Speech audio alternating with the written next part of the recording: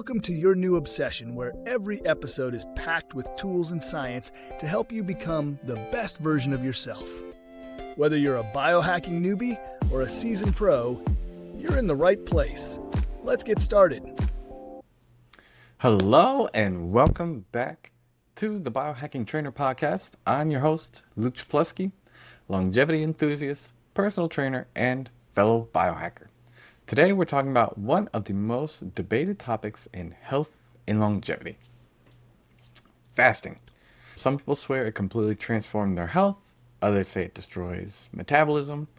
You've probably heard people say things like, I don't eat until noon, or maybe you've heard someone claim fasting is the secret to living longer. So what's actually true? Today in this episode, we're going to break down what fasting actually is, the science behind time-restricted eating, what autophagy really means, whether fasting helps athletic performance, why fasting affects men and women differently, and the biggest mistakes people make when trying it. So as always, my goal isn't to convince you to fast or not to fast. It's to help you to decide whether fasting fits your goals and your needs. So let's jump right into it. So to start things off, one thing that gets lost online quite often is that fasting isn't one single protocol. There are actually several different approaches. So there's time-restricted eating.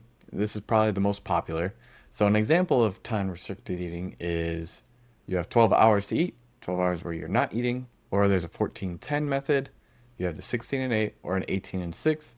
This simply means you're limiting the window during which you eat, not necessarily eating fewer calories. So, for instance, a 12 hours to eat, 12 hours not to eat. So one example would be your first meal is at 10 a.m., your last meal finishes at 6 p.m. That's an 8-hour eating window with a 16-hour period where you're not eating. So that would be that 16 and 8 method. So it's simply just extending the overnight fast. And then you have intermittent fasting. So that's often used interchangeably with time-restricted eating. This may include the 5-2 diet, an alternate day fasting, a 24-hour fast. This typically involves larger periods without food. Another method is the prolonged fasting method. So it's either 24 hours, 48 hours, or in some cases, 72 hours or more fasting. This is where people begin talking about deep ketosis, stem cells, and larger metabolic shifts. These longer fasts should generally be supervised, especially by a medical practitioner, especially if someone has a medical condition. The important takeaway truly is that not all fasting is the same. So most research showing health benefits actually comes from more of a moderate time-restricted eating, not week-long fasting efforts. Now, why exactly are people fasting? What's the purpose behind this? So people will usually fast for 4 different reasons. One is always weight loss. By shortening your eating window, many people will naturally consume fewer calories. It's much more easier to be in more of a caloric deficit. It's often easier than counting every calorie that you take in with a calorie tracking app. But always remember, the fasting isn't magic in itself. A caloric deficit is still what drives that fat loss for most people. Some people will do this for blood sugar purposes. So some studies show improvements in insulin sensitivity, blood sugar control, especially among people with obesity or pre-diabetes. Another purpose behind it is for convenience. So honestly, many people simply enjoy not worrying about breakfast, less meal prep, less snacking, simpler routines. In my own case, when it comes down to fasting, it's just one less meal that I have to prep. So usually I will typically do more of a fast till about noon, but that's more so just for a convenience purpose. Gotta get my son to school, get everything ready, get myself to work, get the day planned out. So for me, it's just easier to wake up, have water, have my cup of coffee or two, get the day running, have my first meal at noon at lunch. And then a lot of people will say they're doing this for longevity purposes. So this is where autophagy enters the conversation typically. Now, let's first start here. What is autophagy? So autophagy literally means self-eating. Now that sounds horrifying. Sounds like something out of a scary movie. But it's actually one of your body's housekeeping systems. So imagine your house. Eventually, old furniture breaks, boxes will pile up, things stop working efficiently like they once did. Your body experiences the same thing. Damaged proteins, old cell parts, broken mitochondria. Autophagy helps recycle these damaged components. It's like hiring a cleanup crew, essentially, for your body. Now, in animal studies, autophagy has been associated with healthier aging, reduced cellular damage, better metabolic function, and potential protection against neurodegenerative diseases. Here's where social media gets ahead of the science, and you see these different claims. So people will often claim if you fast for 24 hours or 36 or even 72 hours, that's the science behind it.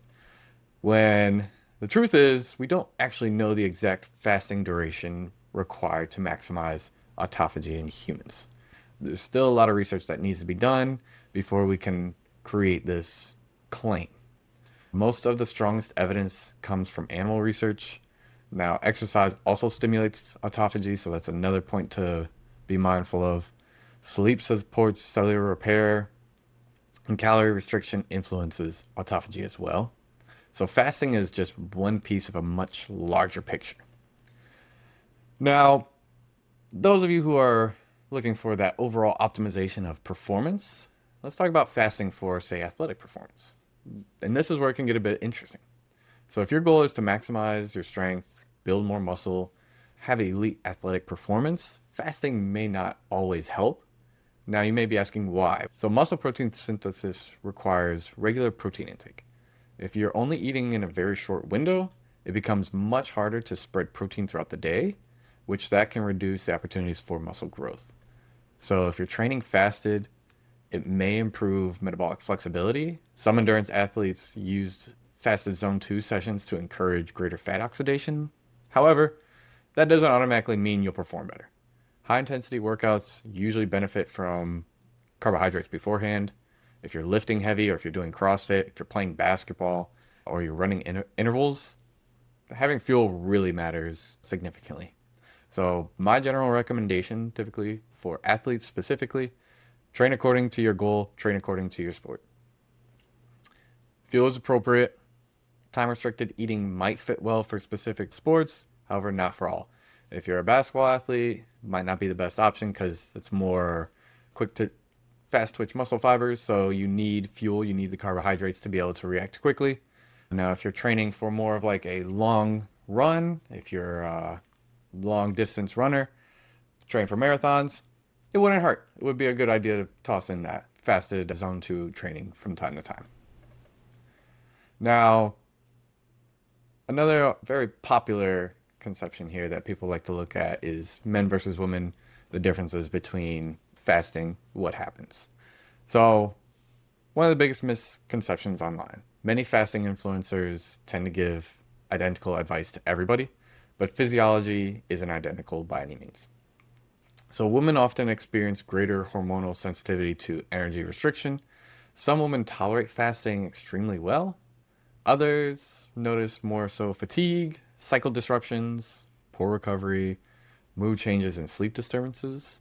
Some may also notice like inadequate energy availability that can essentially create and contribute to relative energy deficiency in sport, which affects bone health, hormones, recovery, and even performance. So men generally tolerate longer fasting protocols better on average. That doesn't mean every man should fast or every woman should not. The key is essentially paying attention to energy levels, your recovery, your training quality, your hormonal health, and your sleep, and essentially making adjustments based on your own responses. You are your own lab trial, so to speak. So what works for you is what you should stick to. Don't worry about the general population, so to speak. So who should not necessarily fast? So fasting isn't necessarily appropriate for everybody.